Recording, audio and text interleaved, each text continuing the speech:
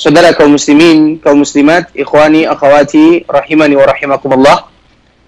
Senantiasa kita bersyukur kepada Allah Subhanahu wa taala yang mana pada kesempatan yang berbahagia ini di bulan yang mulia, bulan Ramadan, bulan yang mendatangkan atau bulan di mana Allah Subhanahu wa taala memberikan kepada kita pahala yang berlipat ganda, bulan di mana Allah Subhanahu wa taala membuka pintu surga, bulan di mana Allah Subhanahu wa taala menutup pintu neraka, bulan di mana Allah Subhanahu wa taala membelenggu mereka atau syaitan yang menggoda manusia. Semuanya merupakan di antara bentuk kemuliaan Allah Subhanahu wa taala, dan semoga kita mendapatkan kemuliaan yang Allah Subhanahu wa taala berikan kepada mereka yang memanfaatkan Ramadan untuk betul-betul beribadah kepada Allah Subhanahu wa taala. Kemudian salawat beriringkan salam semoga tetap tercurahkan buat baginda Rasulullah sallallahu alaihi wasallam. Allahumma salli ala Muhammad wa ala ali Muhammad kama sallaita ala Ibrahim wa ala ali Ibrahim innaka Hamidum Majid. Allahumma barik ala Muhammad wa ala ali Muhammad kama barakta ala Ibrahim wa ala ali Ibrahim innaka Hamidum Majid. Saudara kaum muslimin, kaum muslimat, ikhwani, akhwati, rahimani wa rahimakumullah. Tidak ada rasanya kita berhenti untuk bersyukur kepada Allah Subhanahu wa taala karena nikmat yang begitu mulia, yaitu ketika kita berada di bulan yang mulia. Ramadan adalah bulan yang memberikan pelatihan kepada manusia agar mereka senantiasa mendekatkan diri kepada Allah Subhanahu wa taala.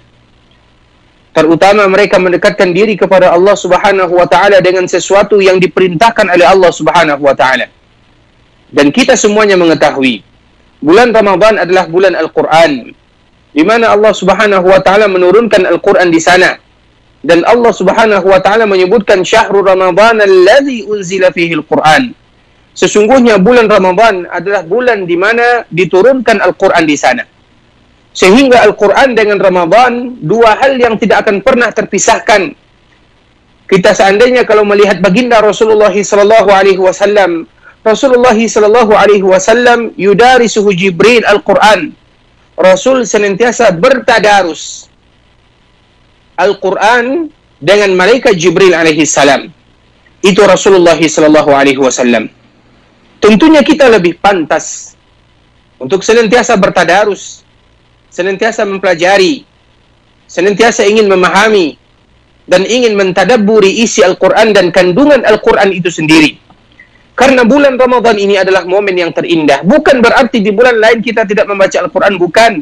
Namun ketika datangnya bulan Ramadan, keinginan kita semakin meningkat, kemauan kita semakin kuat untuk senantiasa mempelajari ayat-ayat Allah Subhanahu wa taala, sehingga kita harus memanfaatkan momen tersebut untuk betul-betul menjadikan momen yang indah, yang bisa jadi dengan momen yang singkat ini Allah Subhanahu wa taala ampunkan dosa kita dan Allah kumpulkan kita bersama para nabi, para syuhada, orang-orang saleh di dalam surganya.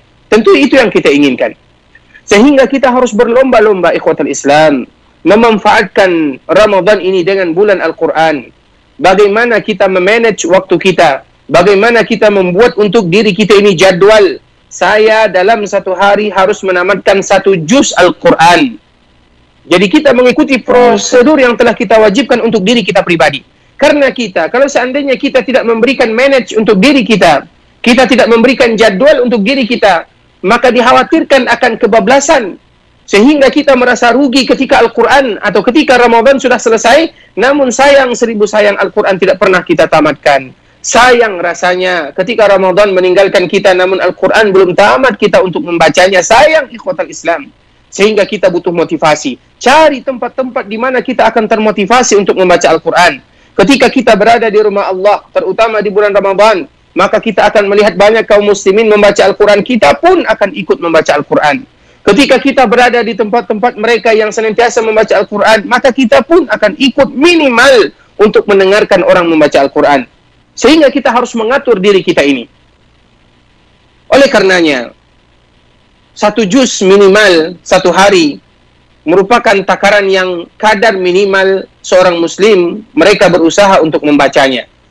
Mereka misalnya membagi setiap kali salat subuh misalnya 4 halaman, salat zuhur misalnya 4 halaman, salat asar 4 halaman, salat maghrib 4 halaman, setelah tarawih 4 halaman misalnya, cukup 4 halaman saja.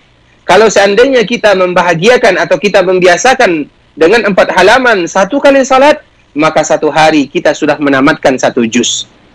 Atau misalnya kalau ada di antara kita yang lebih kuat daripada itu, atau lebih kuat lagi daripada itu. Intinya bagaimana kita berlomba untuk memanfaatkan Ramadan dengan bulan Al-Quran ini.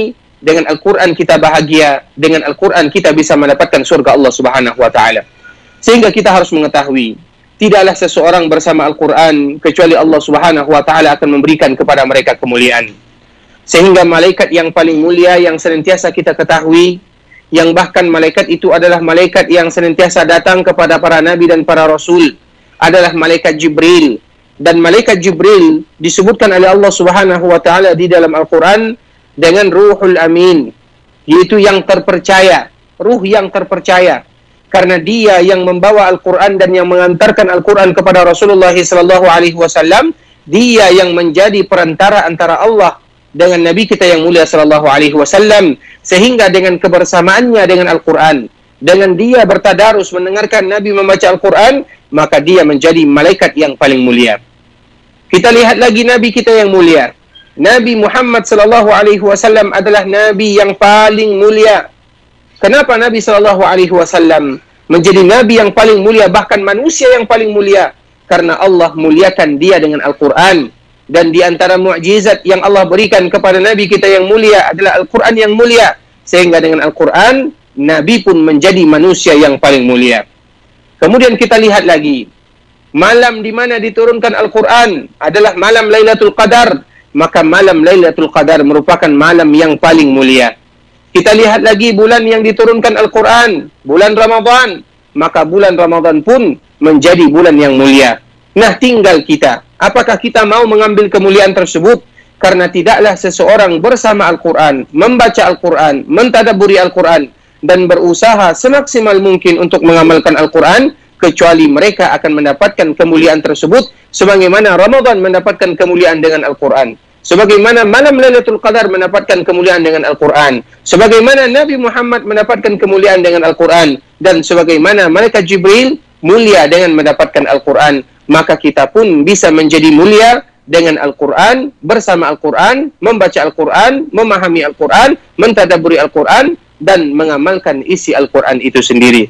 Kita berharap kepada Allah Subhanahu wa Ta'ala, semoga kita termasuk di antara Ahlul Quran, mereka yang senantiasa bersama Al-Quran, dan Allah wafatkan kita juga dalam keadaan bersama Al-Quran.